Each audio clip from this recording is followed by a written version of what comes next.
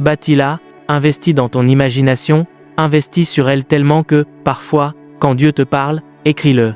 J'ai entendu ce que le docteur Paul a dit, il a dit que quand il avait besoin que l'Église passe de, je crois, 5 000 à 20 000, c'était une prouesse impossible. Il a écrit 20 000 sur chaque porte de sa maison. Il essayait d'éduquer son imagination à ce que cette chose soit possible. Il va aux toilettes, il voit 20 000, même sur le toit, quand il s'allonge sur son lit, il voit 20 000. Quand ils ont dépassé 20 000, il n'a plus eu besoin de personne pour apparaître. Il y a des protocoles qui font que cela arrive. La plupart d'entre nous, nos imaginations sont si faibles que nous ne pensons à rien, seuls les déchets que nous ramassons dans les films et les choses que la société nous jette façonnent notre processus de pensée. Et c'est pourquoi notre vie n'est pas seulement faite de haut et de bas, elle est aussi en zigzag. Deviens très sensible à ce qui entre dans ton esprit. Ton imagination est ton monde. Alors, comment la bâtis-tu? Concentre-toi sur ce que Dieu te dit. Numéro 2. Comment bâtis-tu l'imagination dans le lieu de prière? L'autel de prière est une atmosphère du ciel, donc les paroles de Dieu et les visions de Dieu y circulent.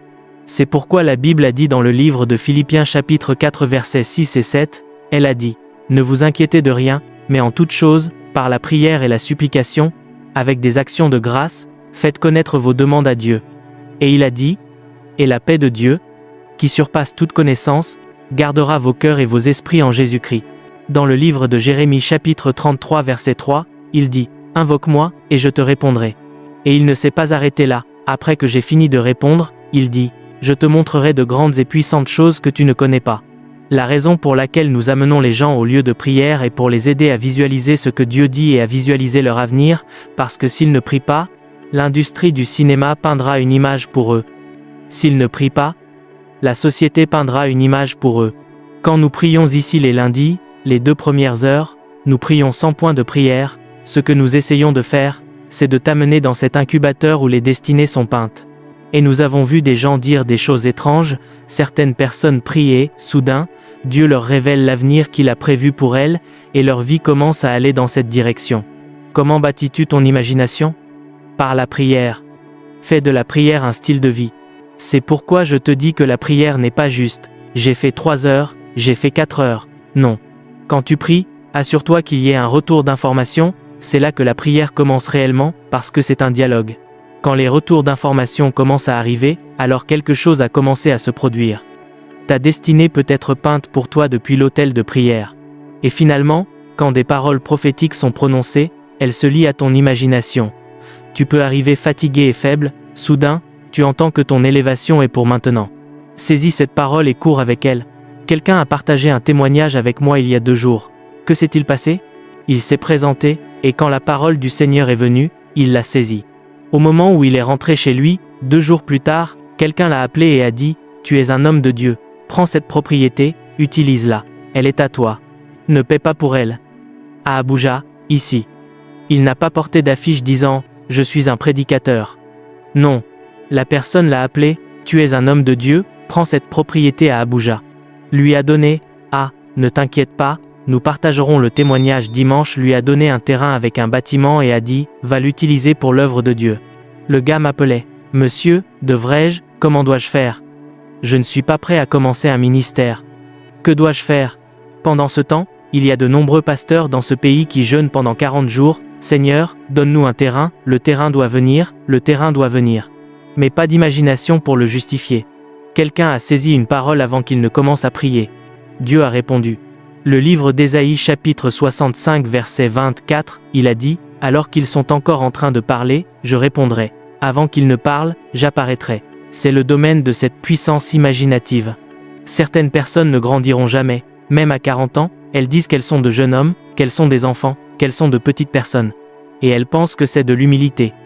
Et ainsi, elles restent à ce niveau de nanisme. Pendant ce temps, à l'âge de 17 ans, David était prêt à être roi. Et tu as 40 ans, tu cours toujours partout. Tu les vois avec leurs débardeurs et leurs shorts de sport, ils courent partout. Tu demandes, ils disent qu'ils sont simples. Tu n'es pas simple. Tu n'es pas simple. Ils sortent en public, ils portent un t-shirt et des baskets détachées. Et, comment vas-tu? Ça va? Et tu veux régner sur le monde? Tu veux diriger le monde? Va découvrir comment les rois s'habillent. Va découvrir comment les rois parlent. Tu ne peux pas t'imaginer dans cet ordre. tu vas travailler longtemps, et quand Dieu te bénira avec succès, tu seras un bon serviteur. Tu ne dirigeras jamais personne parce que ton imagination ne le permettra pas. Cela semble-t-il simple? Mais ce sont les secrets qui font la grandeur. Ce sont les secrets qui soutiennent de grandes manifestations. Quand Dieu a voulu visiter Abraham dans le livre de Genèse chapitre 15 versets 5 et 6, il lui a dit « Sors. Regarde les étoiles. » Il a dit « Aussi nombreuses que les étoiles, telle sera ta descendance. » Il aidait son esprit. L'homme croit déjà en Dieu, mais son esprit ne peut pas le recevoir. Alors Dieu l'a emmené dehors. Il a dit « Va et regarde ces étoiles. J'ai créé ces étoiles. Je les ai rendues nombreuses. La même puissance qui a fait ces étoiles peut rendre ta descendance aussi nombreuse. » Et immédiatement, la Bible a dit « Abraham crut Dieu, et cela lui fut compté comme justice. » Dieu a dû travailler sur son esprit. Nos esprits sont verrouillés. C'est pourquoi nous restons dans la pauvreté.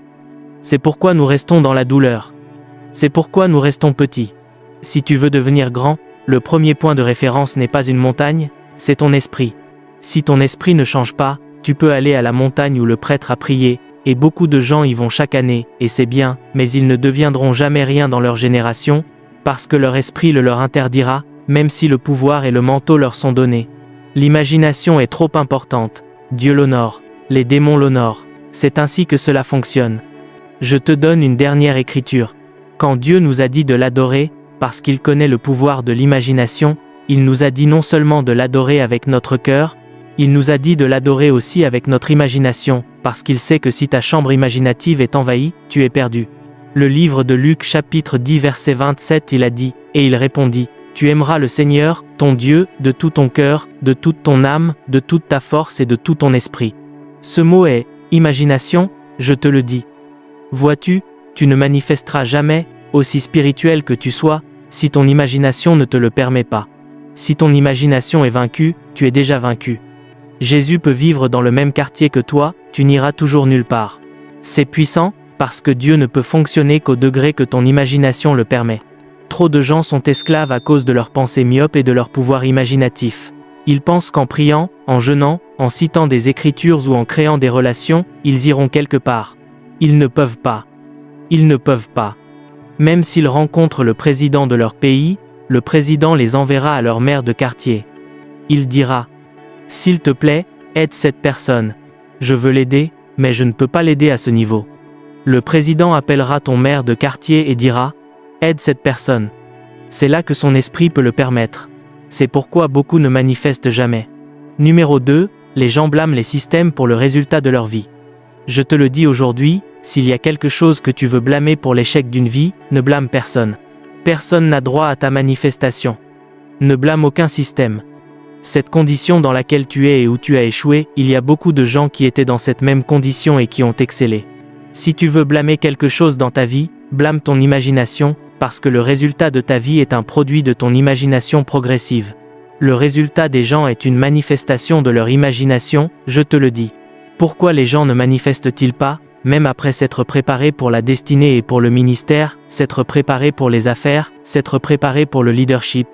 Ils ne manifestent toujours pas parce que leur imagination insistera pour qu'ils ne le fassent pas. Et il a dit, à cause de cela, même si Dieu t'a préparé à être roi, tu as été rejeté. C'est pourquoi quelqu'un peut jeûner pendant 10 ans et ne toujours pas accomplir sa destinée. C'est pourquoi quelqu'un peut servir un homme pendant 14 ans et ne toujours pas accomplir sa destinée. Il a payé le prix qui le qualifie pour manifester à sa génération, mais il a désobéi à la parole du Seigneur qui lui était venue. Cette parole amènera Dieu à te rejeter. Et parfois, Dieu ne te rejette pas parce qu'il est en colère. Parfois, Dieu te rejette parce que ta désobéissance aurait éteint son esprit. Ainsi, l'énergie dans ton esprit qui devrait s'extérioriser meurt, elle se diffuse. Et puis tu te demandes, pourquoi ne puis-je plus me lever et étudier? Je sais que dans cette saison, je suis censé étudier, l'énergie est retombée. Pourquoi ne puis-je plus prier la nuit? L'énergie est retombée. Parce que quand tu as désobéi à Dieu, cela a crevé ton énergie interne. Et tu découvres que la prière est l'étude que tu dois faire dans cette saison pour te qualifier à t'adresser à ta génération, l'énergie n'est pas là. Quelqu'un d'autre le fera, et Dieu n'aura pas d'autre choix que d'utiliser cette personne. C'est pourquoi la Bible a dit, n'éteignez pas l'esprit. Le livre de Première Épître aux Thessaloniciens chapitre 5 verset 19, n'éteignez pas. C'est la désobéissance, le refus de faire ce que Dieu te dit de faire, c'est ce qui éteint l'esprit dans ta vie. Et quand l'esprit est éteint dans ta vie, tu ne vas nulle part dans ta destinée, quel que soit l'avantage que tu aies dans la chair, ce sera un désavantage. N'éteignez pas l'esprit. Dans le livre de 2e épître à Timothée chapitre 1 verset 6, il a dit « C'est pourquoi je te rappelle de ranimer le don de Dieu qui est en toi par l'imposition de mes mains. » Comment ranimes-tu le don de Dieu qui est en toi? C'est par l'alignement. L'alignement continue. À certains d'entre vous, Dieu dit « Va servir cette personne. Quoi que la personne te fasse, persévère. C'est le commandement du Seigneur pour toi. » À certains d'entre vous, Dieu dit « Prie la nuit, même si tu es fatigué, il vaut mieux dormir sur l'autel. » À certains d'entre vous, Dieu dit « Donne à l'offrande, même si c'est ton dernier argent, donne-le et fais confiance à Dieu. » Parce que cette obéissance à cette voix de Dieu, je ne parle pas de ce qui t'est prêché maintenant, je parle de ce que Dieu t'a dit comme conviction, ne la mets pas et ne l'enterre pas sous ton oreiller. Persévère. Et plus tu persévères à le faire, plus tu attises la flamme de la puissance de Dieu dans ton esprit. Et un temps vient où tu découvriras que tu es devenu si grand aux yeux de Dieu que ton rang te qualifiera pour tout ce que Dieu veut faire dans cette génération. Les hommes ne manifestent pas à cause de la désobéissance. Et pour aggraver les choses, la rébellion de certains n'éteint pas seulement l'esprit, elle l'attriste. Elle attriste le Saint-Esprit. Le livre d'Éphésiens chapitre 4 verset 30, il a dit « N'attristez pas l'esprit qui est en vous. » C'est une chose dangereuse de désobéir à ce que Dieu te dit. Cela peut sembler très simple. Parfois, tu quittes un service, alors que tu rentres chez toi, il dit « Attends 5 minutes. » Une instruction très simple qui semble si impuissante, comparée aux nombreuses choses que tu fais pour Dieu. Il a dit « Obéir vaut mieux que sacrifice. » Cette obéissance est supérieure à ton sacrifice exagéré. Il vaut mieux obéir à Dieu et faire moins de sacrifices que de sacrifier et de désobéir à Dieu. Tu seras rejeté. C'est ainsi que fonctionne le royaume. Tu es arrêté parce que tu l'as imaginé. Si tu te dis « Quoi qu'il arrive, rien ne peut m'arrêter, rien sur terre ne peut t'arrêter. » Chaque fois que tu trouves un homme qui est arrêté dans sa destinée, il a coopéré avec celui qui l'a arrêté. Il peut ne pas le savoir, car bien des fois c'est inconscient, mais c'est ce que la Bible enseigne. Il a dit que ce que les gens ont imaginé faire, il dit que rien ni personne ne peut les arrêter. Cela signifie que ta limitation dans la vie est un système d'alarme de ton imagination. Si tu imagines que tu es inarrêtable, ta prière, ta marche avec Dieu l'énergiseront. Mais si tu penses que tu es limité, si tu penses que tu peux être arrêté, alors c'est fini pour toi. Quelqu'un m'a appelé et a dit « Ah, les choses ne vont pas bien. Est-ce à cause de ma couverture ?» J'ai dit « Eh bien, ça, c'est l'évangile africain. Parce que quand je vérifie mon écriture, ta couverture, c'est ta foi. » Il a dit « Prenez le bouclier de la foi, avec lequel vous pourrez arrêter toutes les flèches enflammées de l'ennemi. Ton Père spirituel et ton autorité spirituelle sont des guides. Ils sont là pour t'aider à grandir en Christ. Ils sont là pour te pointer vers Jésus. » Il a dit « Mes petits enfants, pour qui j'éprouve de nouveau les douleurs de l'enfantement, jusqu'à ce que Christ soit formé en vous. » Ainsi, l'autorité spirituelle est là pour te diriger vers Jésus. Le jour où l'autorité spirituelle devient ta seule couverture, il est devenu ton Dieu.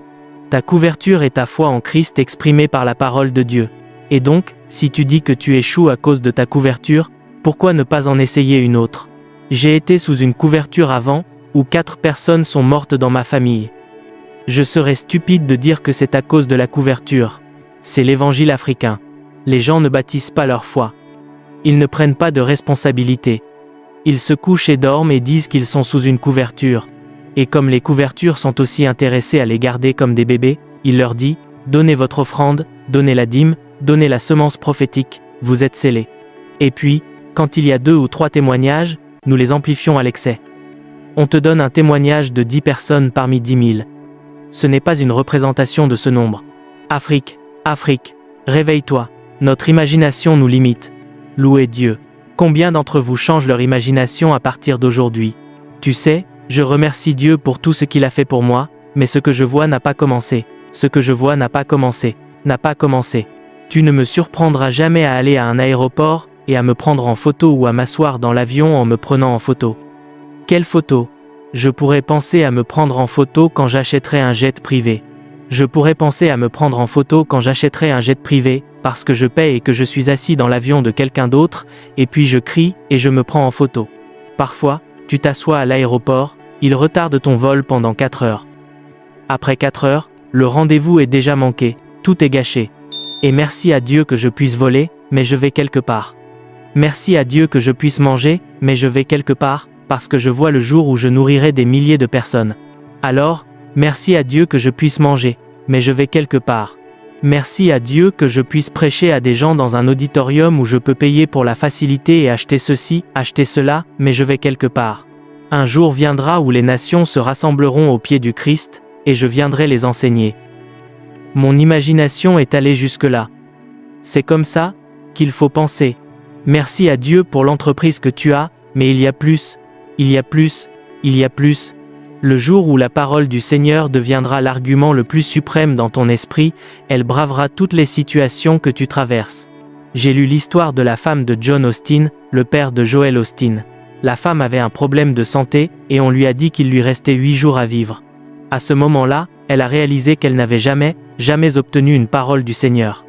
Son mari était un évangéliste de guérison, un homme puissant aux États-Unis. Et cette femme s'est levée, a rassemblé 40 écritures sur la guérison, a commencé chaque jour à les regarder, à parler à ces écritures, à argumenter avec ces écritures, attendant que Dieu dise quelque chose. Et le premier jour, le deuxième jour, le troisième jour, elle parlait, espérant qu'elle ne mourrait pas. Elle essayait de chercher une parole pour braver la mort. Et tu sais, à leur époque, s'ils disaient que tu mourrais, tu étais perdu. Après un certain temps, l'argument est devenu si fort dans son esprit qu'elle ne pouvait plus se voir mourir. Et 48 jours se sont écoulés. 40 jours se sont écoulés. 8 ans se sont écoulés. 10 ans se sont écoulés. La femme a vécu longtemps, jusqu'à ce qu'elle soit fatiguée de la vie. Elle avait accompli son but. Elle voulait se reposer. Le conseil du médecin est plus fort dans ton esprit que ce que Dieu a dit. C'est pourquoi tu es malade. Dieu peut te dire, tu es guéri, et tu entres à l'hôpital, et le médecin te regarde et dit, ah, comment marches-tu? Viens vite, vite. Tu diras, docteur, que s'est-il passé? Tu es toujours debout. Allonge-toi sur ce lit. Oui monsieur, oui monsieur. Toi qui es venu et as dit, nous ne mourrons pas, mais nous vivrons. L'argument n'est pas fort. Au moment où tu es entré à l'hôpital et que tu as vu l'installation, tu es entré, le médecin, ce sourire, il est venu avec une paire de lunettes, avec un stéthoscope. Il t'a regardé, et il a fait comme ceci. Il a vérifié ton œil. Il a regardé tes yeux. Mon Dieu, comment es-tu encore en vie? Vite, je vois que tu as l'air de... L'hypertension va te tuer, avant même qu'il ne diagnostique le problème. Il y a des pressions de la vie qui viendront. Des guerres, des problèmes viendront braver ce que Dieu t'a dit.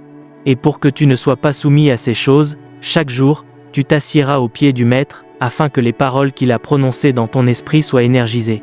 Ton esprit sera renouvelé, et l'étendue du renouvellement de l'esprit est ce qui détermine le poids de ta manifestation. Beaucoup n'ont pas remporté cet argument en présence de Dieu.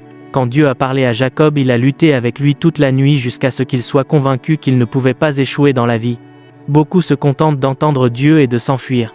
C'est pourquoi ils ne manifestent pas, ou ils commencent à manifester mais ils filent comme une étoile filante, et ils disparaissent de la même manière, parce qu'il y a quelque chose qui doit s'opposer à eux.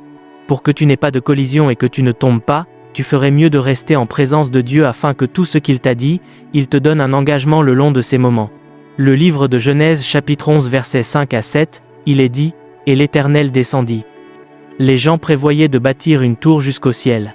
Voyez-vous à quel point il était impossible de penser que vous pouviez, même dans notre monde de technologie avancée, les gens ne peuvent pas imaginer qu'ils puissent bâtir une maison qui entrera au ciel, il a dit, mais ces gens prévoyaient de bâtir une structure qui irait jusqu'au ciel. C'est pour vous dire que peu importe à quel point ce projet est gigantesque, si votre imagination peut le recevoir, vous pouvez le manifester. C'est le secret. Et peu importe à quel point le projet est minuscule, si votre imagination ne peut pas le concevoir, vous ne pourrez jamais le concevoir. Naturellement, il est impossible de bâtir une maison qui entrera au ciel, mais voici une génération qui l'a envisagé et l'a imaginé. Et au moment où Dieu l'a vu, la Bible a dit, « Et l'Éternel descendit pour voir la ville et la tour que les fils des hommes bâtissaient. Et l'Éternel dit, voici, ce peuple est un, ils ont tous une seule langue, et c'est là ce qu'ils ont commencé à faire. Et maintenant rien ne les empêchera d'accomplir ce qu'ils ont imaginé de faire. » Il a dit, rien. C'est Dieu qui parle. Il a regardé du ciel. Il est descendu. Il a vu qu'ils parlaient une seule langue. Il a vu qu'ils étaient un. Mais ce qui a effrayé Dieu, c'est le fait qu'il l'avait imaginé. Et il a dit, parce que ces gens ont imaginé ceci, il a dit, personne ne peut les empêcher de le faire. Alors ce que nous devons faire rapidement, c'est de les disperser, parce que s'ils continuent à imaginer cette chose ensemble, sous nos propres yeux, ils le feront. Et Dieu sera assis sur son trône un jour, et un gratte-ciel fera irruption. Pour que cela n'arrive pas, ne prenons pas le risque. Ne prenons pas le risque. Dispersons ces hommes maintenant. Beaucoup de gens disent une chose, mais ils soutiennent une conscience différente. C'est pourquoi leur vie est une contradiction. Beaucoup de gens professent une chose, mais ils ont une autre conscience. Et c'est l'une des erreurs que vous trouvez chez les chrétiens. Ils viennent à l'église, on les amène à parler d'une certaine manière, et ainsi vous trouvez un frère qui vous dit « je suis fort », signifiant « je suis malade ». Au moment où il dit « je suis fort », il sait que vous savez ce qu'il dit. Il vous regardera et dira « j'ai des ressources », signifiant « je n'ai pas d'argent ». Et ainsi nous créons toutes sortes de langages. Pendant ce temps, alors que nous parlons ce que nous parlons, nous-mêmes savons que c'est un cliché, parce qu'en le disant, nous savons, nous comprenons ce que nous disons. Pendant ce temps, ce que nous ne savons pas, c'est que cette compréhension que nous avons est supérieure à ce que nous disons. Quand je te dis « j'ai des ressources » et que toi et moi savons ce que je dis, c'est que je suis pauvre. Cette mentalité que nous avons est supérieure à ce que nous disons, parce que Dieu peut faire infiniment, excessivement, au-delà de ce que vous demandez et pensez. Ce n'est pas seulement au-delà de ce que vous demandez. Donc Dieu répond aussi à ce que vous pensez.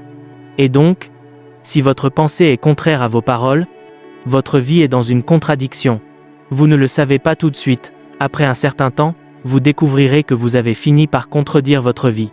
Et donc, lorsque vous croyez ce que Dieu vous a dit ou vous dit, il est de votre responsabilité de vous asseoir et de vous convaincre et de vous programmer à penser comme cela, et à ne penser que comme cela. Beaucoup de gens entendent simplement ce que Dieu a dit et courent avec. Ils ne se sont jamais assis pour se convaincre. Ils ne se sont jamais assis pour se programmer à penser comme cela.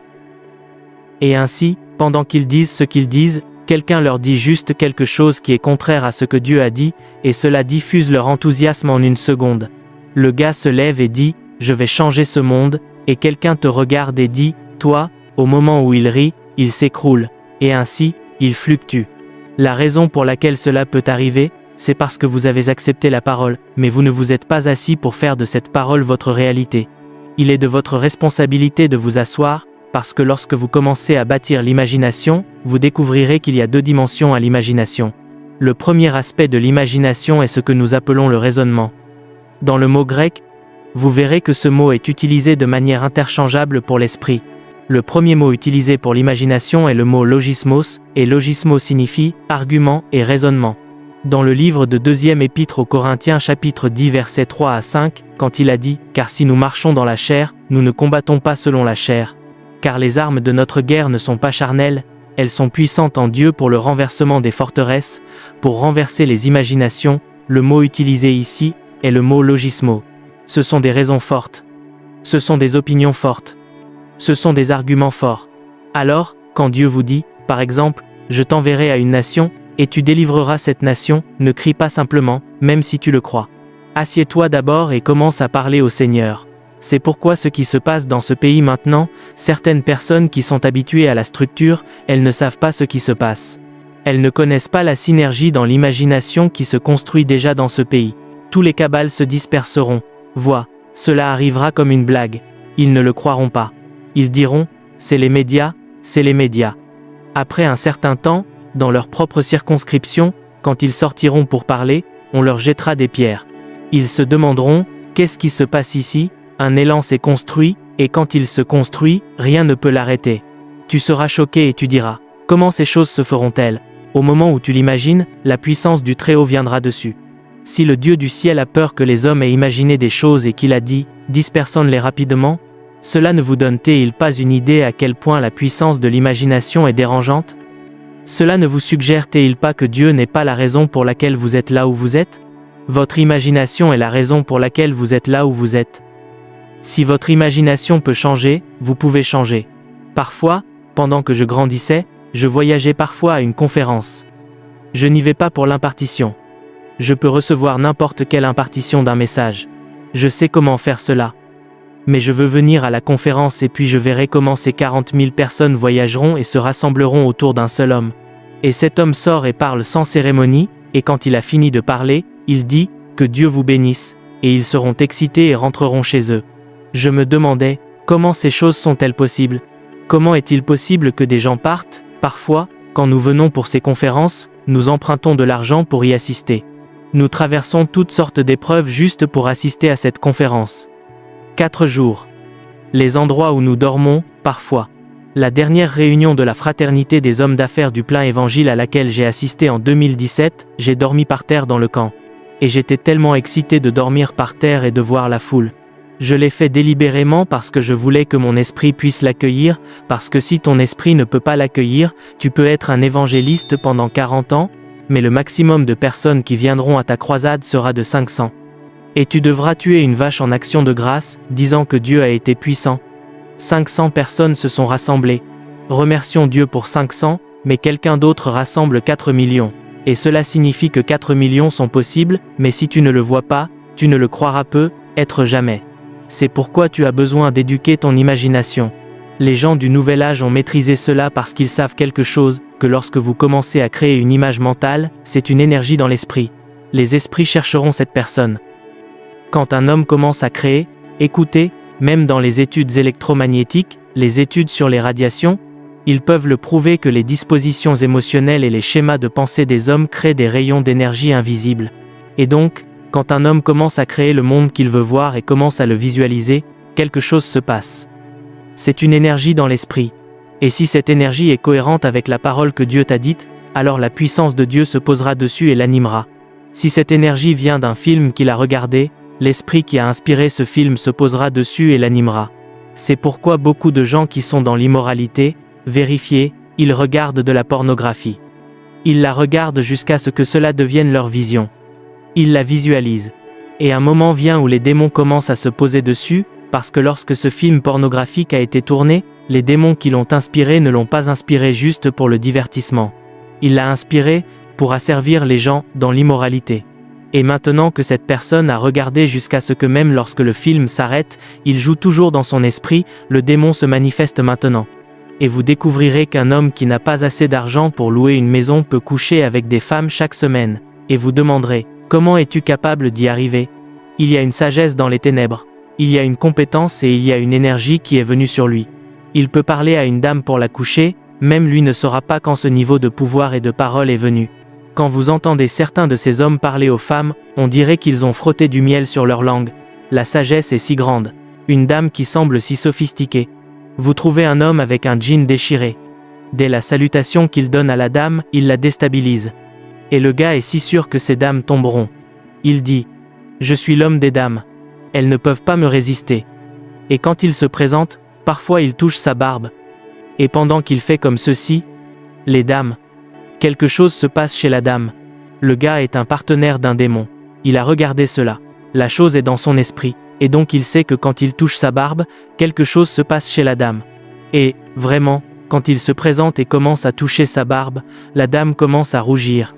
Tout ce qu'il imagine se déroule exactement comme il l'a imaginé, comment il rencontrera la dame, comment il l'appellera, ce qu'il lui dira, comment il l'emmènera dehors, ce qu'il lui dira, comment il la ramènera à la maison. Tout se déroulera. Et puis tu te demandes, comment es-tu si puissant? Il a créé ces visions dans son esprit. Quand tu es inspiré par un esprit et que tu commences à créer ces visions, même l'esprit ne peut plus se retenir de toi, parce que cette parole que tu as créée dans ton esprit, tu la créeras dans le naturel. J'espère que vous savez qu'avant que Dieu ne crée le monde visible, la Bible a dit que l'Esprit de Dieu couvait au-dessus de la surface de l'abîme. C'est le royaume de l'imagination. Il a créé ce monde en lui-même, et puis il a utilisé la parole pour le télécharger. Quand vous créez ces images à partir de la parole de Dieu ou de ce que Dieu vous a dit que vous êtes un évangéliste pour les nations. Dieu vous a dit que vous relèverez des estropiés. Et chaque jour de votre vie, pendant que vous marchez, les gens vont au stade pour regarder le ballon. Quand vous vous tenez dans le stade, vous voyez où est votre podium. Vous voyez la congrégation. Vous voyez la foule.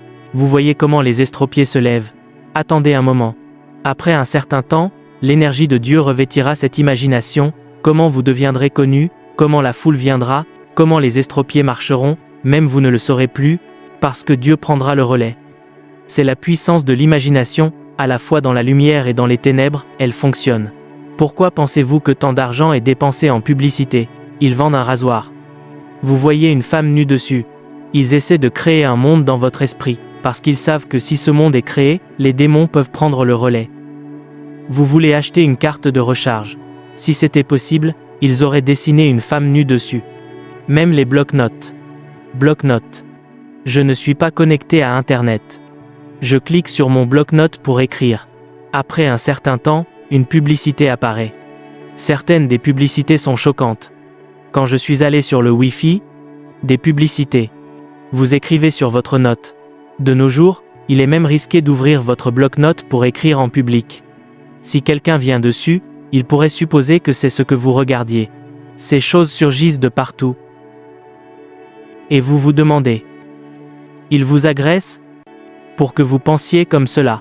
Et quand vous le pensez, après un certain temps, certaines personnes créent un monde de peur, et parce qu'elles créent un monde de peur, tout autour de leur vie s'estompe. Certaines personnes créent un monde d'immoralité, et parce qu'elles ont créé ce monde, toute manifestation est immorale, et même Dieu ne peut pas l'arrêter. Laissez-moi vous montrer quelque chose sur le pouvoir de l'imagination. Vous devez éduquer. Certains d'entre vous qui êtes des leaders, vous devez retourner lire la biographie des leaders mondiaux. Allez lire leurs histoires. Écoutez leur biographie. Vous n'essayez pas d'être éduqué pour parler d'eux. Vous essayez d'ouvrir votre esprit qu'un garçon qui est né dans un village peut certainement devenir le président de la plus grande nation du monde. Cela changera votre esprit. Et quand cela se produit, Dieu peut faire de vous ce que vous pouvez imaginer. Dieu honore les imaginations. Et certaines personnes, peu importe la prière, peu importe l'impartition, peu importe le jeûne, si vous voulez, déménager, aller vivre sur une montagne, votre impact ne peut pas aller au-delà de votre gouvernement local, parce que vous ne pouvez pas l'imaginer. C'est ce qui fait que les gens sont appelés des champions locaux. Ils ne sont pas des champions locaux parce qu'ils sont dans un gouvernement local. Ils sont des champions locaux parce que leur esprit n'est pas plus grand que leur gouvernement local. Tout ce qui les concerne commence et se termine avec eux. Il y a certaines personnes qui ne sont limitées qu'à leur tribu. Invitez-les n'importe où, ils iront et porteront leurs vêtements tribaux. Ils veulent représenter leur tribu. S'ils veulent parler, ils doivent parler dans leur langue, parce qu'ils représentent leur tribu. Ils ne sont pas mondiaux. Une personne mondiale ne représente pas une seule tribu. Non. Quand il parle en tant qu'ambassadeur du Nigeria. Il n'est pas dans le sentiment de « je viens de cet endroit ». Quand vous allez dans certaines églises, c'est seulement des chants dans une seule langue qu'ils chantent. Et quand vous allez dans certains ministères, il ne s'agit que des Nigérians. Quand ils parlent, s'ils font l'intercession de janvier à décembre, il s'agit du Nigeria, et donc, si vous voulez, déménager à Londres, seuls les Nigérians vous y rencontreront. Si vous voulez, déménager en Italie, seuls les Nigérians vous y rencontreront, parce que votre esprit est limité au Nigeria. C'est l'imagination. Le pouvoir de saisir la parole peut être là, mais l'imagination est limitée. Il fut un temps où j'ai commencé à argumenter avec moi-même. J'ai dit, voyons, jeunes ministres en Occident, ils donnent leur cœur à Christ. 2 ans. Ils sont déjà missionnaires internationaux, voyageant d'une nation à l'autre, ils démarrent des ministères qui marchent bien. Et certains d'entre eux, vous entendez leurs témoignages, et ils vous disent, il y a 3 ans, le Seigneur m'a rencontré, et ça a été glorieux. Et je vois des ministres au Nigeria et en Afrique après 15 ans, ils ont commencé le processus. J'ai dit, pourquoi notre propre processus ne se termine-t-il pas? Ce n'est que lorsque quelqu'un a 38 ans qu'il se réveille pour commencer sa destinée. Vous voyez une personne de 40 ans. À 35 ans, les gens prennent leur retraite. Pendant ce temps, en Afrique, les gens commencent à 40 ans. J'ai dit, qu'est-ce qui se passe? Et j'ai découvert que notre mentalité est notre plus grande limitation. Je ne parle pas contre le processus, mais personne n'a dit que le processus devait être de 15 ans, parce que cette chose que vous faites et que vous appelez un processus de 15 ans, quelqu'un d'autre a traversé ce processus en 2 ans. Votre processus peut être complet, mais votre imagination peut vous y maintenir. Et c'est si mauvais que c'est une chose systémique. Quand vous vous levez pour accomplir votre destinée, tout le monde vous siffle et dit « Arrête, tu es ambitieux, ambitieux ». Avez-vous regardé autour du monde? Parfois, vous allez à une conférence où des professeurs du Nigeria, l'Université nationale du Nigeria les parraine, et vous voyez que chaque délégué a une barbe blanche. Ils ont été professeurs et ont enseigné à l'université pendant 32 ans. Quand ils marchent comme ceci, du Nigeria, et qu'ils entrent à la conférence, ils rencontreront maintenant des garçons de 23 ans. Bonjour, comment vas-tu? Ils représentent les États-Unis d'Amérique. Pendant ce temps, ici, Il fait ses études, il a fait ses études, et ils tiennent leurs valises et marchent. Des hommes de 70 ans. Ce sont eux qui représentent l'Afrique. Mais lorsque vous vous réunissez dans la même conférence, parfois l'orateur a 24 ans. Il viendra et ils diront « Ceci est un docteur en physique nucléaire » et il présente un article. Et ces gens verront cela et reviendront quand même ici parce que l'imagination est limitée. Ils ne permettront à personne d'aller nulle part. C'est pourquoi la sorcellerie est l'un des ingrédients de l'évangile de l'Afrique, parce que notre imagination nous a limités. Parce que cela vous a pris 60 ans pour l'atteindre, cela ne signifie pas que tout le monde doit le faire en 60 ans. Parce que cela vous a pris 15 ans pour le faire, cela ne signifie pas que tout le monde doit le faire en 15 ans. Permettez aux gens de bouger au rythme que Dieu leur a alloué. L'imagination peut devenir une tombe. C'est pourquoi vous devez passer du temps à vous assurer que vous pensez juste. Quelqu'un a écrit un livre. Il a dit « Pensez et devenez riche ». Il n'a pas dit « Travaillez et devenez riche ». Si vrai, pensez. Quand un enfant nigérian va à l'école, il travaille dur pour avoir des diplômes afin d'avoir un bon emploi. Nous nous entraînons donc à devenir des serviteurs. Mais le monde occidental s'entraîne à devenir des entrepreneurs et des leaders. Vous trouvez quelqu'un qui a un diplôme, il veut 2 masters et un doctorat. La raison est de lui donner plus de perspectives d'emploi. Il ne peut pas penser à posséder quoi que ce soit parce que l'imagination ne le permettra pas. La personne a eu la mention très bien. Pourquoi fait-elle la fête? Ce n'est pas à cause de la connaissance qu'elle fête. Elle fête parce que quand elle arrive avec la mention très bien, elle aura l'occasion d'obtenir le poste. Nous travaillons donc dur pour devenir des serviteurs. Notre imagination ne nous permettra jamais de penser comme des leaders. Et c'est pourquoi tous les jeûnes, les prières, les prophéties, pourtant nous n'allons nulle part, parce que l'imagination est devenue une tombe. Quand l'imagination d'un homme est corrompue, cet homme est complètement corrompu. Si l'imagination d'un homme peut encore être sauvée, alors Dieu peut encore faire quelque chose à ce sujet. C'est à quel point les imaginations sont puissantes. Pourquoi pensez-vous que les gens du monde n'ont pas besoin d'ouvrir une institution enseignant l'immoralité? Ils n'en ont pas besoin. Tant qu'ils bombardent votre espace avec du matériel immoral, vous serez un meilleur étudiant que quelqu'un qui va à l'école de l'immoralité, parce qu'ils créeront une imagination qui fera que chaque esprit immoral vous trouvera. Souvenez-vous, Marie a demandé à l'ange, « Comment cela se fera-t-il » Cet acte, cette question, n'est pas un désaccord, c'est pour l'aider à croire et à comprendre ce que Dieu a dit. Et si souvent, Dieu parle aux gens, il ne s'assoit pas avec Dieu pour lui demander comment. Quand Dieu a parlé à Moïse, il a dit, « Je t'enverrai en Égypte. Tu iras vers Pharaon et tu diras à Pharaon, « Laisse aller mon peuple afin qu'il me rende un culte. » Moïse n'a pas seulement dit « J'ai rencontré Dieu ». Il a dit, premièrement, « Les Israélites ne me croiront pas. Que dirai-je aux Israélites? Quel est ton nom ?» Et Dieu a dit, « Quand tu iras, dis-leur, je suis celui qui m'a envoyé vers vous. » Moïse ne s'est pas arrêté là. Il a dit, « Et s'ils ne me croient pas ?» Et Dieu a dit à Moïse, « Mets ta main dans ton sein. » Il a mis sa main, il l'a sortie, la main est devenue lépreuse. Dieu a dit, « Remets-la, et sors-la. » Elle est redevenue normale. Dieu a donné 2 signes à Moïse. Moïse a encore dit, « Et s'il doute du premier signe ?» Et Dieu a dit, « Laisse tomber le bâton. » Et quand il a laissé tomber le bâton, il est devenu un serpent.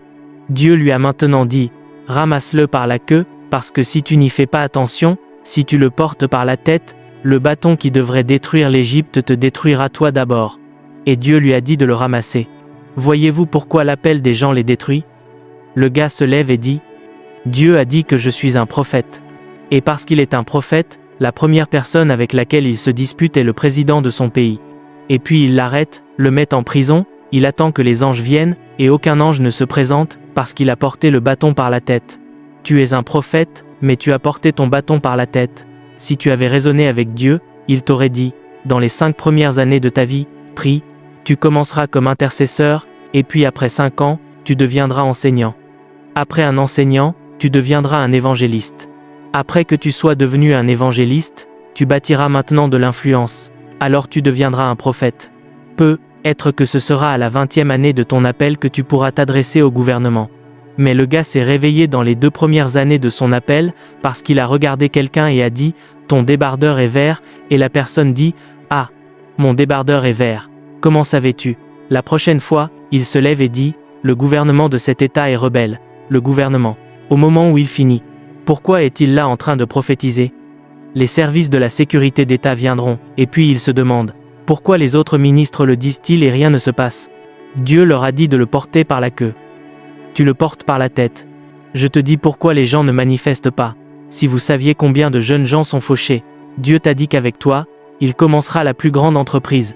Et puis tu te lèves, tu dis, Dieu m'a parlé. Je n'ai besoin de personne, parce que tu as entendu l'évêque dire, je n'ai besoin de personne. Pendant ce temps, tu n'as pas la révélation qui autorise les gens à dire cela. Mais tu as entendu quelqu'un dire, je n'ai besoin de personne. Toi aussi, lève-toi. Avant de dire cela, demande à Dieu. Avant de ne pas avoir besoin de personne, que dois-je savoir? Parce qu'il y a un genre de connaissance que tu as besoin d'avoir pour ne pas avoir besoin de personne. Mon fils ne fait que téter maintenant. S'il dit qu'il n'a besoin de personne, il mourra en 24 heures. Il peut pourtant avoir le potentiel de devenir un prophète mondial. Mais maintenant, s'il dit qu'il n'a besoin de personne. En fait, si la mère part pendant une journée, il mourra. Dieu est toujours en vie. Il mourra. J'espère que vous savez que, aussi puissant que Jésus ait été, quand ils ont voulu tuer l'enfant Jésus, Dieu a rapidement mobilisé Joseph. Il a dit, fuyez en Égypte, fuyez. Il n'a pas dit, attends ici et montre-leur la puissance de Dieu. Jésus serait mort et il n'y aurait eu aucun salut.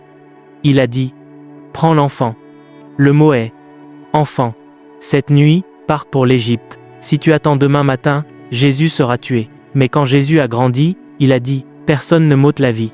Il a dit, j'ai reçu ce commandement du Père, j'ai le pouvoir de donner ma vie et de la reprendre. Les gens crient sans raisonner leur appel. Et donc, la première façon de concevoir ton ordination est le logismo. Tu as besoin de t'asseoir et de raisonner avec Dieu. Seigneur, je n'ai pas peur, as-tu lu l'histoire de Gédéon? Je n'ai pas peur, Seigneur, mais si c'est toi qui dis ceci et que cela arrivera, que la rosée tombe et qu'elle ne tombe pas sur ma toison. Et cette nuit-là, la rosée est tombée. Elle n'est pas tombée sur la toison, elle est tombée partout. Il a dit, Seigneur, désolé, je ne doute pas de toi, je crois en fait. Qu'elle tombe sur la toison aujourd'hui et qu'elle ne tombe nulle part. Et Dieu l'a fait. Le gars a marché avec Dieu comme cela jusqu'à ce que même les soldats qu'il portait, Dieu a dû lui montrer comment il boirait de l'eau pour prouver ce qu'il porterait. Dieu a dû l'envoyer au camp des Madianites pour qu'il croie. Vois, on appelle ça le logismos. Peu importe à quel point tu es préparé, si tu manques ta parole, la parole qui vient pour toi en ta saison, ta préparation t'aura fait défaut, parce que ta préparation doit recevoir la parole qui t'est envoyée pour que tu puisses entrer dans ta manifestation. Si tu n'y fais pas attention, tu finiras par raconter l'histoire de ta préparation pendant toute une vie, mais tu ne seras être pas la joie de nombreuses générations. Et donc, tu dois reconnaître cette parole. Tu dois recevoir cette parole pour que ta saison naisse. Il y a beaucoup de personnes. En fait, à partir de ce service, qui ont commencé à voyager en arrière pour trouver les paroles qui sont venues pour elles il y a 10 ans. Certaines personnes ont 10 ans d'avance sur la parole pour leur manifestation. La parole est venue à elles il y a 10 ans, mais elles n'ont pas su la saisir. Elles vont toujours à l'église. Elles jeûnent toujours. Elles prient toujours sur les montagnes, mais leur parole est dans leur passé. Et donc, pour que certaines personnes manifestent, elles devront voyager en arrière avant de voyager en avant, parce que tant qu'elles ont laissé cette parole derrière elles, peu importe à quelle vitesse elles voyagent, elles ne vont nulle part. Jusqu'à ce qu'elles saisissent cette parole, il n'y aura aucun progrès dans leur vie. Et donc, la première chose qui fait la manifestation dans la vie est d'être capable de capter la parole qui procède de Dieu, qui t'est destinée. Je me suis dit, j'ai besoin de revenir maintenant et d'incuber davantage, parce que être que j'ai épuisé les choses que j'ai vues. Parce que ce dont j'ai besoin, c'est de 10 hectares de terre. Donc j'ai besoin de commencer. J'ai besoin de concevoir cette parole ici rapidement. 10 hectares. Et ne vous méprenez pas, j'espère que vous avez entendu, j'ai parlé de la prière avant de parler de cela.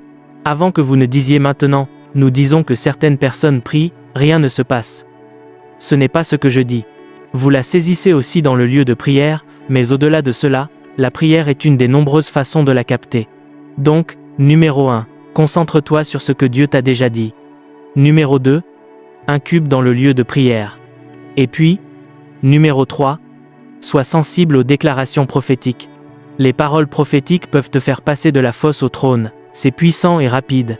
Et donc, quand Dieu parle ou que des paroles prophétiques circulent, ouvre ton esprit, surtout si tu fais confiance au vase qui parle. Quelque chose peut simplement entrer en collision avec toi de nulle part, et tu seras choqué de voir comment ta parole se retournera. L'imagination est l'une des choses qui conçoit ta manifestation. S'il te plaît, ne laisse personne jeter n'importe quoi dans ton esprit. Quand les gens font des commérages, laisse-les. N'écoute pas, cela assombrira ton esprit. Quand les gens complotent le mal, ignore-les, n'en fais pas partie. Tu es en train de subordonner ta destinée. Tu es en train de pervertir les possibilités de Dieu pour ta vie. Ne laisse rien assombrir ton esprit. Garde ton esprit ouvert. Ta vie révélera ce que ton esprit a caché en toi. Et quand vous étudiez les Écritures, vous découvrirez que certains prophètes étaient des enseignants. Ils enseignaient la parole de Dieu et écrivaient la parole de Dieu et partaient. Ils n'appelaient le nom de personne. Ils n'appelaient le numéro de téléphone de personne. Ils n'appelaient le numéro de téléphone de personne. On ne pouvait pas les mettre sous pression. Ils donnaient le conseil de Dieu à Israël. Certains prophètes dans les Écritures étaient des revivalistes. Jonas n'a rien prophétisé. Il est juste venu et a ranimé la nation. Mais c'est un prophète, parce que Dieu l'a appelé ainsi. Mais vous trouvez une génération qui ne sait pas ce qui fait la grandeur, et donc ils sont sous pression pour prouver des points. Vous arrivez quelque part, et disent si tu prétends ne pas être un faux prédicateur, prie pour que cette personne malade soit guérie maintenant. C'est pas cette personne guérie qui fait de moi un serviteur de Dieu. Dieu m'a appelé à être son serviteur, et parce que j'ai reçu cette parole, il n'y a rien que quiconque dise qui puisse faire autrement. La raison en est que lorsque Dieu parle, sa parole est créatrice. Le livre d'Ézéchiel, chapitre 2, verset 2, il a dit « Quand il me parla, l'Esprit entra en moi et me dressa sur mes pieds. » Cette parole qui entre en toi est ce qui te fait, pas l'activité que tu fais finalement. Et donc, quand la parole de Dieu se présente, Dieu ne peut mentir. Et vous avez besoin de comprendre la raison pour laquelle Dieu ne peut mentir. La raison pour laquelle Dieu ne peut mentir n'est pas que Dieu ne dit que ce qui est vrai. Si Dieu dit un mensonge, il devient vrai. Si Dieu te dit que tu es grand, même si tu étais un nain au moment où il le dit, tu te regarderas et tu découvriras que tu es grand. Le niveau d'énergie est tel que tout ce qu'il dit devient cela. C'est pourquoi il a dit « Dieu ne peut mentir ». Il n'a pas dit « Dieu ne mentira pas ». Dieu ne peut mentir. S'il veut mentir, il ne peut pas. Si Dieu dit que tu es mort, même si tu respirais, au moment où cette parole bouge, tu meurs. Et ainsi, quand la parole du Seigneur vient à toi, elle te fait. Ton travail est de recevoir cette parole et de la croire. Tout autour de toi peut dire le contraire. Pendant que nous ne regardons pas aux choses qui sont vues, mais aux choses qui sont invisibles. Car les choses qui sont vues sont temporelles. Je te dis pourquoi cela semble très simple, mais ce sont de puissants principes dans les Écritures. Certains d'entre vous sont ici maintenant. Dieu t'a dit que ta parole te cherchera. Et depuis les 3 dernières années, tu te demandes, est-ce que cette chose est possible? Est-ce que cette chose n'arrivera jamais? Si cette chose est vraie, pourquoi ceci et cela et cela et cela n'arrive-t-il pas? Détends-toi. Tu ne sais pas qui a parlé. Au moment où Marie l'a su, elle n'avait rien ressenti. Élisabeth l'a déjà saisi et a dit « Tu portes la mère, tu portes le Seigneur dans ton ventre. » Et instantanément, Marie a dit quelque chose. Elle a dit « Toutes les générations m'appelleront bienheureuse. » L'enfant n'était pas encore formé, mais c'était un signe qu'elle avait reçu cette parole. Quand tu reçois la parole et que tu la crois, cela affectera la façon dont tu agis. Quand tu reçois la parole et que tu la crois, cela affectera la façon dont tu parles. Et quand tu commences à parler comme cela, c'est un signe que tu as capté quelque chose. Quand nous avons commencé à dire que nous changerions le monde, si vous nous aviez vus à l'époque, vous auriez ri. Vous auriez ri. Des gens qui ne peuvent pas avoir de nourriture, ils ne peuvent pas manger de nourriture dans la journée, ils disent qu'ils ébranleront ce monde. Comment le ferez-vous? Vous le ferez parce que Dieu l'a dit. Et il y a la plupart d'entre vous ici qui semble être une blague quand vous parlez de ce que Dieu vous a dit, et les gens peuvent même rire de vous. Ne vous inquiétez pas, cette parole a le pouvoir de vous apporter la réalité que Dieu a dite. Et donc, afin d'entrer dans ta manifestation, et ceci est très important parce que ta circonstance voudra te faire un lavage de cerveau. Je te le dis, ta circonstance voudra te dire le contraire. Avez-vous étudié la vie d'Abraham? Dieu lui a dit, tu seras le père de nombreuses nations. Et vous lui dites cela à l'âge de 75 ans. Et Abraham pensait que c'était une blague. Il l'a porté quand il avait 99 ans. Il s'est assis avec Dieu et a dit « Attends, que veux-tu dire ?» Quand tu as dit cela, vais-je être un père de nations sur terre ou de nations dans l'esprit? Parce que ce que je vois maintenant, Sarah est déjà stérile et je suis impuissant. Que disais-tu? Peux-tu le redire? Celui qui a parlé n'a aucune considération quant à savoir si ton corps est vivant ou mort. Parce qu'il a dit, Dieu, il vivifie les morts et appelle les choses qui ne sont pas comme si elles étaient. Parce que s'il le dit, c'est ainsi que c'est. Et donc, quand les hommes veulent entrer dans leur manifestation, ils doivent apprendre à recevoir la parole de Dieu et à s'y concentrer. Parce que la performance ne viendra que lorsque vous croyez. Et vous n'avez reçu la parole que lorsque vous l'avez cru. Si vous n'avez pas reçu la parole, vous n'en êtes qu'au courant. Vous ne l'avez pas reçue. Si vous n'avez pas cru la parole, vous n'en êtes qu'au courant. Vous ne l'avez pas cru. Dieu peut te dire maintenant que tu vas être gouverneur dans ton état, et puis tu vérifies et tu découvres que c'est impossible en regardant les faits. Il ne regardait pas les faits quand il a parlé. Il parlait de ta réalité. Et tu n'en deviendras jamais un tant que tu ne croiras pas que tu l'es. Et quand tu le croiras, tu commenceras à agir comme tel immédiatement. Parce qu'au moment où Abraham l'a cru, il a changé son nom d'Abraham à Abraham. Si tes actions et tes paroles ne sont pas cohérentes avec ce qui t'a été dit, tu ne l'as pas encore cru. Et si tu ne l'as pas encore cru, tu ne l'as pas encore reçu. Tu n'en es qu'au courant, mais tu ne l'as jamais reçu.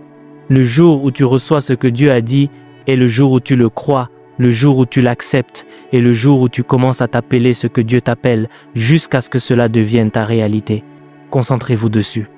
Le livre d'Ésaïe, chapitre 26, verset 3, il a dit « Tu garderas dans une paix parfaite l'homme dont l'esprit est fixé sur toi. » Concentrez-vous. Ne laissez pas les médias peindre votre monde pour vous. Ne laissez pas les agences de presse peindre votre monde pour vous. Les médias d'information veulent peindre la peur. Ils te disent, quelqu'un voulait venir au Nigeria et il m'a demandé, où es-tu? Est-ce que les bombes ne tombent pas? Parce que ce que les nouvelles ont peint, on dirait que le Nigeria s'effondrera en 3 jours. Je lui ai dit, eh bien, je prospère au Nigeria. Et si tu viens, tu seras en sécurité parce que tu n'es pas en sécurité à cause de l'endroit où tu es. Tu es en sécurité parce que Dieu te garde. Les médias créeront la peur. N'avez-vous pas remarqué que les bonnes nouvelles ne deviennent pas virales? Seules les nouvelles négatives deviennent virales? C'est conçu ainsi, parce que l'homme pense la peur afin de rester en sécurité. Mais quand la parole de Dieu vient, elle apporte un autre paradigme. Et donc ce que vous avez besoin de faire, concentrez-vous sur la parole. Les gens peuvent mourir. Pas toi, parce que ce que Dieu t'a dit se déroulera jusqu'en 2060. Et donc, pendant que nous prions encore contre le banditisme, tu ne pries pas pour toi-même parce que tu es déjà en 2060, tu te vois là. Donc, tu pries pour que le banditisme s'arrête, afin que les faibles parmi nous soient en sécurité. Si c'est pour toi, tu seras ici jusqu'en 2070. Tu l'as vu. Cela arrivera parce que Dieu te donne une mission qui s'attardera jusqu'en 2070. Tu le crées. Tu peux le prêcher et ne pas l'expérimenter. Tu peux en parler et ne pas l'expérimenter jusqu'à ce que tu le visualises, jusqu'à ce que cela devienne ta réalité. C'est là que tu marcheras dedans. Ton monde n'est pas l'Afrique. Ton monde est dans ton esprit. Parce que tu peux être en Afrique et transformer l'Afrique en paradis. Et tu peux être au Nigeria. Tu peux être en Amérique, être en enfer. Il y a beaucoup de gens qui dorment sous les ponts en Amérique. Seul un homme qui n'a pas de compréhension pense « Je vais m'échapper aux États-Unis et survivre ».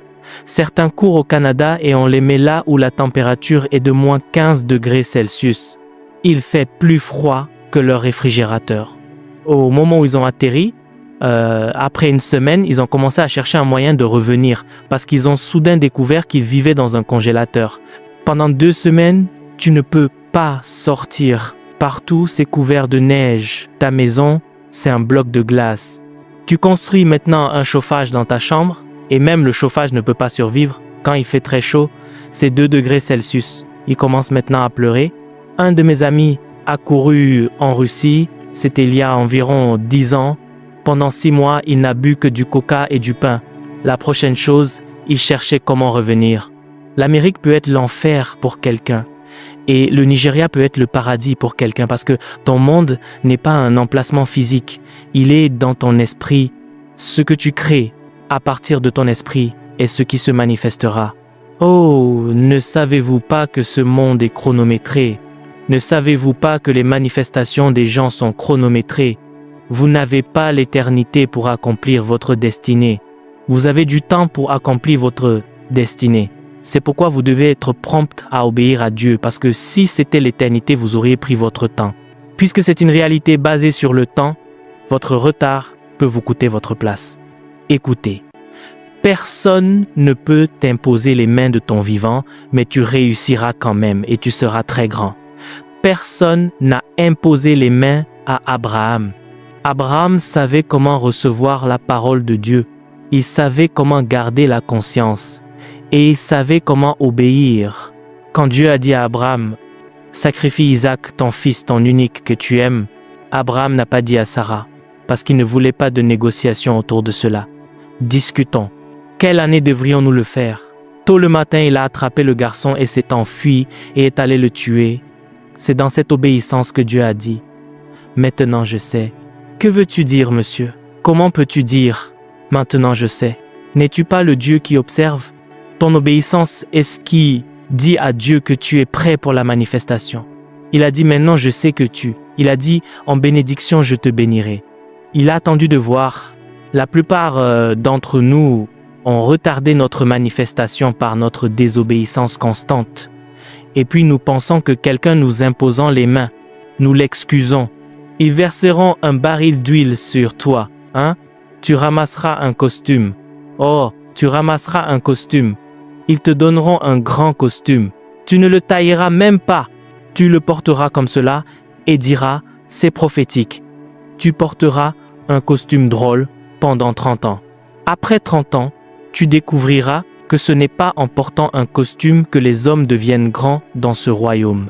Si tu n'obéis pas à Dieu, ces autres sont des caricatures, parce que Dieu répond à ton imagination.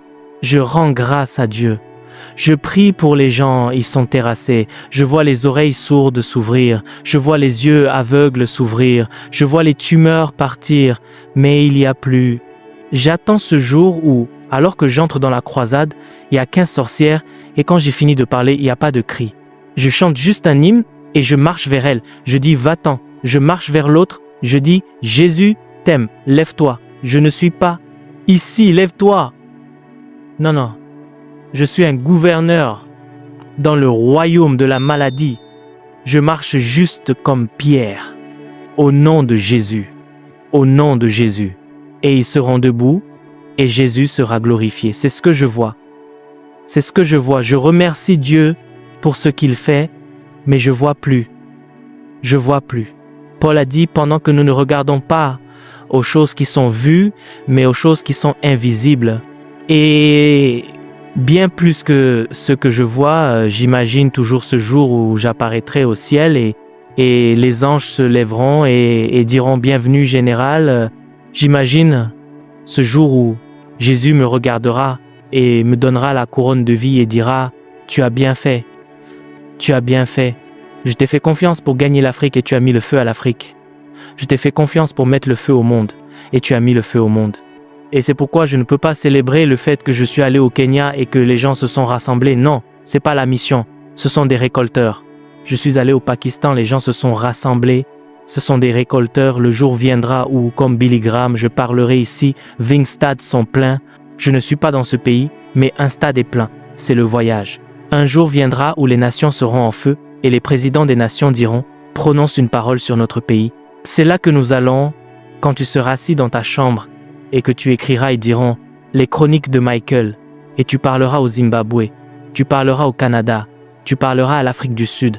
Et ils le porteront et le garderont pendant 50 ans.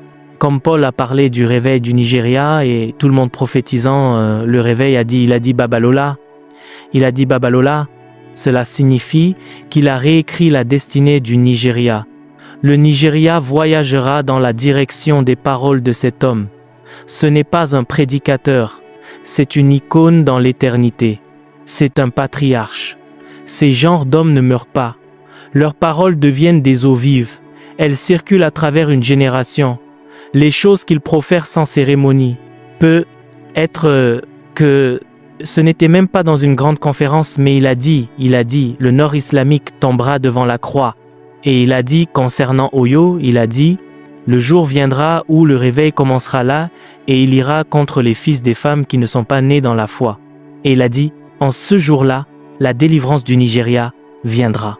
Peu importe la vision que vous voyez aujourd'hui, elle ne peut pas être contraire à ce que Babalola a dit. Quel homme! Quel homme! Cela signifie qu'il est entré au ciel, a collecté le lexique du Nigeria et a écrit la destinée. C'est ce qu'on appelle le ministère. Le ministère n'est pas 10 personnes m'écoutent, 20 000, 30 000 m'écoutent. C'est bien, mais il y a plus. Parce que quand tu marches du temps même dans l'éternité, tu es une icône. Il y a des hommes devant qui les anges se lèvent pour saluer. Paul a dit, n'avez-vous pas entendu? Il a dit que nous jugerons les anges. Comment un homme peut-il dire que tu jugeras les anges? Ce n'est pas un homme. Il est devenu un immortel. Vous pensez que vous êtes un apôtre comme Paul? Non, non. C'est comme ça qu'ils pensent. Ces hommes ont pensé des merveilles et ils ont conçu des merveilles. Pendant ce temps, tu es là. Tu es là. Rien n'a commencé. Tu penses que tu es arrivé. Ton imagination est assez petite. Elle est assez petite.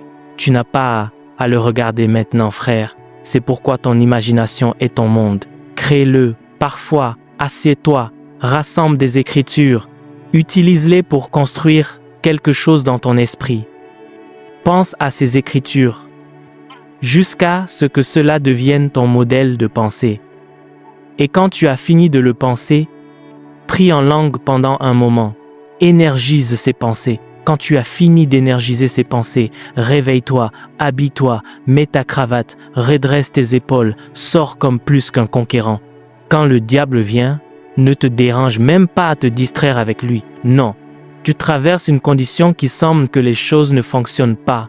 Il a dit, tu entasseras l'or comme de la poussière. Tu t'assois dans ta chambre, tu dis, j'entasserai l'or comme de la poussière. J'entasserai l'or comme de la poussière. J'entasserai l'or comme de la poussière. Je prêterai à de nombreuses nations. Je n'emprunterai pas, je prêterai. Vois, tu le dis jusqu'à ce que tu fermes les yeux et que tu vois l'Amérique te demander de l'aide. Et quand tu commences à le voir, tu commences à prophétiser. Tu commences à prier dans le Saint-Esprit. Quand tu as fini de prier, réveille-toi, sors et dis, les pleurs durent pour la nuit. La joie vient le matin. Notre légère affliction n'est que pour un moment. Elle produit pour nous un poids de gloire excessive. Cela aussi passera. Ma destination n'est pas ici. C'est un point de transit. Je ne peux pas pleurer quand je suis en transit. Mon objectif est une destination. Et je l'ai vue. Et parce que je l'ai vue, elle doit arriver. C'est ainsi qu'il faut vivre ta vie. C'est pourquoi beaucoup ne manifestent jamais. Leur imagination est devenue une tombe. Inclinez vos têtes et parlez-lui. Avez-vous appris quelque chose ce soir? Avez-vous appris quelque chose ce soir? Il est temps d'aller pratiquer. Vous savez, j'ai commencé dimanche en vous disant que certains d'entre vous, les choses que Dieu vous a dites il y a 10 ans, vous avez besoin d'aller les déterrer parce que vous n'entendrez pas la prochaine chose tant que vous n'aurez pas obéi à la dernière. Certains d'entre vous ont besoin d'aller les déterrer. Certains d'entre vous, vous avez même oublié les visions que vous avez vues il y a 5 ans. Vous avez besoin d'aller les déterrer et de vous asseoir dessus chaque jour jusqu'à ce que cela devienne votre conscience. Si vous avez besoin de l'enregistrer sur votre téléphone et de le mettre sur des écouteurs et de l'écouter, faites-le. C'est là que va votre vie. Votre vie ne va pas à Lagos. Votre vie va dans la direction de ce que Dieu vous a dit. Et donc, vous devez le croire. Vous devez en faire votre conscience et vous devez lui obéir. Si vous faites cela, rien sur terre ne peut vous arrêter. Il y a trop de grandes destinées qui sont arrêtées. Je peux vous assurer que la plupart des évangélistes qui devraient changer ce monde, leur désobéissance les a maintenus quelque part. Je peux vous assurer que la plupart des leaders qui devraient changer ce pays, comment un pays composé de 200 millions de personnes peut-il ne pas avoir de leader à, vous savez, un éventail de leaders qui ne savent pas lequel choisir? Aujourd'hui, nous chantons tous un nom à cause de la rareté du leadership dans un pays de 200 millions de personnes, parce que trop de personnes ont été arrêtées par leur désobéissance. Tu veux demander au Seigneur, Seigneur, en ma saison, je manifesterai. Tu veux faire de cette prière ta prière ce soir. Père, en ma saison, je manifesterai. Incline doucement ta tête et parle-lui. Parle-lui. Ne sois pas émotionnel. Pour certains d'entre vous, le Saint-Esprit sera assez gracieux pour vous apporter les visions qu'il vous a montrées il y a 10 ans. Habakkuk a dit, « Je l'écrirai parce que je ne veux pas l'oublier et pour que je cours avec et que toute autre personne qui le voit court aussi avec. » Quelqu'un travaille dans une banque et Dieu t'a dit, « Commence une ferme piscicole. » C'était il y a 4 ans. Tu n'as rien fait à ce sujet. Et quand la parole est venue, tu savais que c'était pour maintenant. Tu peux être directeur adjoint, mais tu ne seras pas satisfait parce que Dieu t'a dit, commence une ferme piscicole, commence un aquarium, commence un étang à poissons. Tu ne l'as pas fait. C'est pourquoi tu te battras toute ta vie. Et si cette saison passe, même si tu ouvres 10 étangs à poissons plus tard, tu ne réussiras pas. Quelqu'un est un évangéliste. Dieu t'a dit, ouvre l'école. Tu dis non, le fardeau que nous avons est de prendre la parole. Quand la sagesse de Dieu parle, les hommes doivent savoir s'aligner. Merci Père précieux. Merci Père précieux. Nous te donnons louange, nous te donnons gloire. Père, ce soir, je demande que chaque parole et chaque vision que tu nous as révélée fait que ces visions et ces paroles se réveillent à nouveau dans notre esprit. Et Seigneur, je demande que la sagesse requise pour garder cette réalité une conscience jusqu'à ce qu'elle nous inonde. Seigneur, libère cette sagesse graphiquement maintenant au nom de Jésus. Vous pouvez soutenir cette chaîne en envoyant vos dons via Orange Money ou en écrivant au numéro affiché à l'écran. Chaque soutien, quel qu'il soit, nous aide à continuer de partager la parole de Dieu à travers le monde. Que le Seigneur vous bénisse abondamment.